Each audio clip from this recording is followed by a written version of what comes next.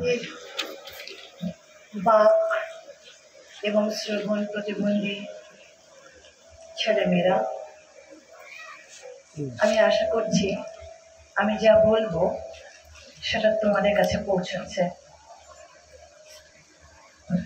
তোমাদের প্রতি আমার স্নেহ এবং শুভকামনা।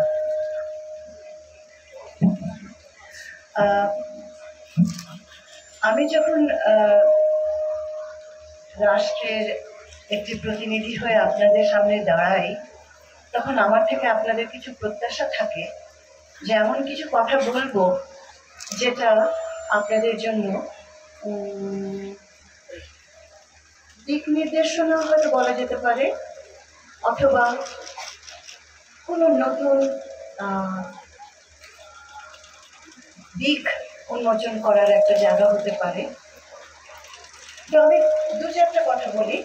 প্রথম কথা হলো, আমাদের এই বাক এবং শ্রবণ প্রতিবন্ধী ছেলেমেয়েরা, বড়রা ছোটরা যারা আছে, সর্বমোট বাংলাদেশে কজন? 1.5 লাখ। কত? 1,18,000, মানে 1,20,000-এর মতো। 1,20,000 মানুষকে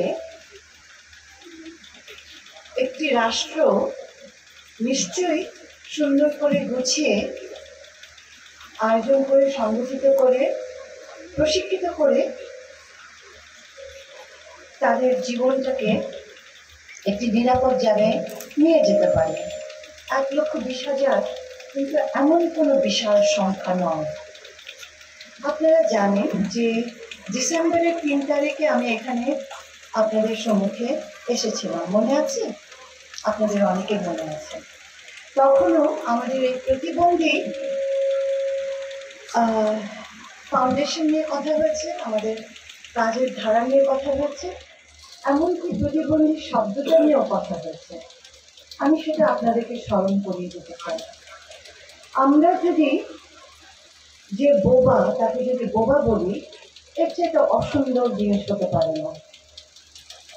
যে প্রতিবন্ধী, তাকে যদি প্রতিনিয়ত আমরা প্রতিবন্ধী বলি, এর চাইতে নিষ্ঠুর কিছু হতে পারে না। কারণ সে তো প্রতিবন্ধী শুধু নয়, সে তো প্রতিবন্ধী নয়, তার ভেতরে এমন কিছু গুণাবলী আছে যে গুণাবলীগুলো আমাদের সবসময় স্মরণ রেখে তাদেরকে লালন করা উচিত। প্রতিবন্ধী শব্দটির থেকে আমি আবার আহ্বান করছি, আমরা এই শব্দটির থেকে সরে আসি। It is not an inspiring word. এই শব্দটা আমাদের বাচ্চাদেরকে অনুপ্রাণিত করে না, এবং যার জীবন এত কঠিন তাকে প্রতিটি মুহূর্ত, প্রতিটি সম্ভাবনা, প্রতিটি কাজের মধ্য দিয়ে, প্রতিটি কথার মধ্য দিয়ে তার মনটাকে জাগিয়ে রাখতে হবে, শুদ্ধ করতে হবে, এবং তার ভিতরের শক্তিটাকে জাগ্রত করতে হবে। তাই আবার বলছি, আমরা এই শব্দটার থেকে সরে আসব। আমি জানি আমাদের কিছু প্রাতিষ্ঠানিক সমস্যা আছে, একবারে হয়তো হবে না, কিন্তু আমাদের কথার ভিতরে, আমাদের চেতনার ভেতরে, আমাদের ভাবনার ভেতরে যেন এই বীজটা আমরা বুনতে পারি যে এরা প্রতিবন্ধী নয়, এরা বিশেষ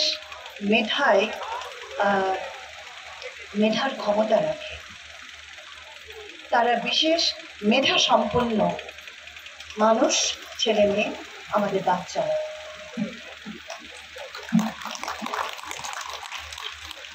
যতক্ষণ না আমি আমার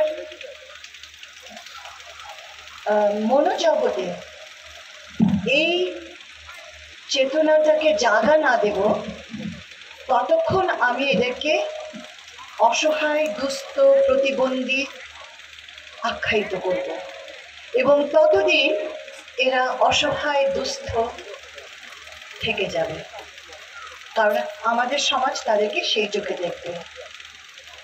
আবার বলছি, এটার থেকে আমাদের সরে আসতেই হবে এবং এই বাচ্চাগুলোকে একটি সুন্দর জীবনের স্বপ্ন নিয়ে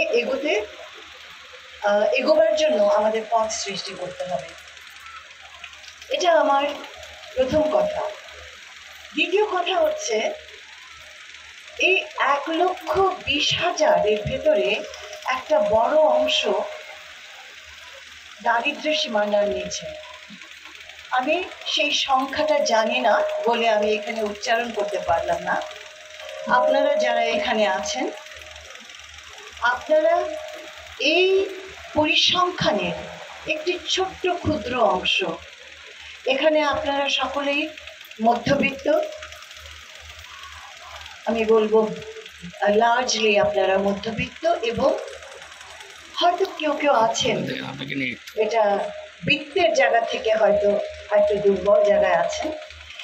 কিন্তু যে কথাটা আমি বলতে চাচ্ছি, আমাদের এই ফাউন্ডেশনের কাজ একেবারে দরিদ্র সীমানার নিচে যারা আছেন তাদের কাছে কি পৌঁছায়? তাদের কাছে কি পৌঁছায়? আপনাদের কি মনে হয়, পৌঁছায় কি? আমি মনে করি পৌঁছায় না। রাষ্ট্রের প্রধান দায়িত্ব হচ্ছে এই দুর্বল গোষ্ঠীকে এগিয়ে নিয়ে যাওয়া এবং সেখানে সহযোগিতা, সাহায্যের হাতটা বাড়িয়ে দেওয়া। আমাদের এই যে একটি বিশেষ গোষ্ঠী আছে, তাদের সকলেই কিন্তু এক ধরনের নয়, তারা সকলেই কিন্তু একটি দুর্বল জায়গায় আছে, কারণ তারা জীবনের স্বাভাবিক সব ইন্দ্রিয়গুলো তারা পায় না বলে। কিন্তু সেই জায়গাটায় যদি আপনি সংযুক্ত করেন দারিদ্র্যের কষাঘাত, তাহলে সেই বাচ্চাটার কিন্তু 7 মিনিট কোনো এগোবার পথে থাকে না। আমি জানি এখানে এনজিওরা আছে, তারা হয়তো নানান কথা বলবে, কিন্তু আমি আমার অফিসার্সদের কাছ থেকে যেটা জানতে পেরেছি, আমাদের যেইটুকু প্রাতিষ্ঠানিক শক্তি আছে, আমাদের যে কটা বিভিন্ন বিভাগে জেলায় আমাদের যে কেন্দ্রগুলো আছে, যে ক্ষেত্রগুলো আছে, সেগুলো ভীষণ অপ্রতুল। যদি এক একটি কেন্দ্রে আমরা 30 জনকে আশ্রয় দিয়ে লালন করে থাকি, তাহলে কটা কেন্দ্র লাগবে আমার 1,20,000 ছেলে মেয়েকে লালন করতে? একটা যে অঙ্কে ভালো, একটু ভাগ করে আমাকে বলুন তো কটা লাগবে? অনেকগুলো লাগবে, এবং সেটা অতি সত্বর হতে যাচ্ছে না। আমি আমার কলিগদেরকে একটা কথা বলেছি, সেবা আমাদের যারা এই সেবা পাওয়ার যোগ্য, সেই উপভোগীরা, সেই জনগোষ্ঠী, সেই মানুষগুলো যদি সেবা কেন্দ্রে পৌঁছাতে না পারে, তাহলে কি হওয়া উচিত আপনার মনে হয়? তারা যদি সেবার কাছে না পৌঁছাতে পারে, তাহলে কি করতে হবে? রাইট, সেবাকে মানুষের কাছে নিতে হবে, সেবাকে মানুষের কাছে নিতে হবে। এবং এখানে এই পরিবর্তনটা আমি দেখতে চাই আমাদের এই ফাউন্ডেশনে, অর্থাৎ আমাদের কর্মপন্থা, কর্ম প্রক্রিয়া পাল্টিয়ে ফেলেন, ঘুরিয়ে দেন। গরিব মানুষরা ব্যাংকে যেতে পারত না, ক্রেডিট, তারা কি ছিল? তারা ছিল বিনিয়োগ অযোগ্য। দরিদ্র মানুষ হচ্ছে বিনিয়োগ অযোগ্য। মাইক্রো ফাইন্যান্স প্রমাণ করে দিয়েছে তাকে ব্যাংকে আসতে হবে না, তার কাছে ফাইন্যান্স যাবে এবং সে বিনিয়োগযোগ্য। বিশেষ করে আমাদের ছেলেরা নিশ্চয়ই স্বীকার করবে, আমাদের মেয়েরা বিনিয়োগযোগ্য। কেন জানেন? কারণ এই যে মাইক্রো ফাইন্যান্স আছে না, এই মাইক্রো ফাইন্যান্সের যে লোনটা দেওয়া হয়, আমাদের মেয়েদের এই ঋণ শোধ করার হার ছেলেদের চাইতে ঢের বেশি। এই পরিসংখ্যানটা জানেন তো? না জানলে আজকে গুগল করে দেখে নেবেন। অর্থাৎ গরিব নারী শুনলেই মনে হয় এই আবার কি ব্যবসা করবে, একে কি করে টাকা দেব। কিন্তু এই হচ্ছে আমার অর্থনীতির শক্তির জায়গা।